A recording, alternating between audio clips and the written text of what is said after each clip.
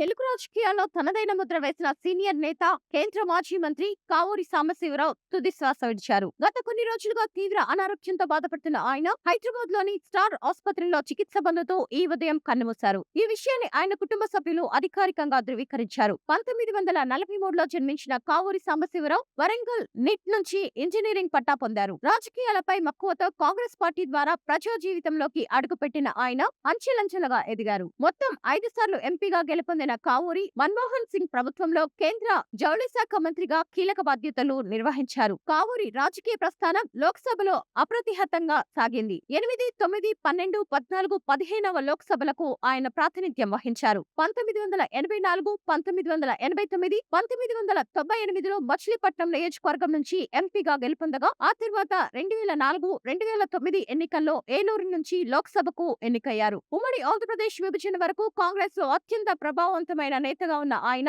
2014 తర్వాత బీజేపీలో చేరారు. అయితే గత దశాబ్ద కాలంగా ఆయన రాజకీయాలకు కొత్త దూరంగా ఉంటూ విశ్రాంతి తీసుకుంటున్నారు. కావూరి సాంబశివరావుకు ఒక కుమారుడు, 3 కుమార్తెలు ఉన్నారు. విశాఖపట్నం ఎంపీ నందమూరి బాలకృష్ణ చిన్నల్లుడు అయిన శ్రీభరత్ కావూరి సాంబశివరావుకు స్వయాన మనవడు. కావూరి మృతి పట్ల తెలుగు రాష్ట్రాల ముఖ్యమంత్రులు, పలువురు రాజకీయ ప్రముఖులు సంతాపం వ్యక్తం చేస్తున్నారు.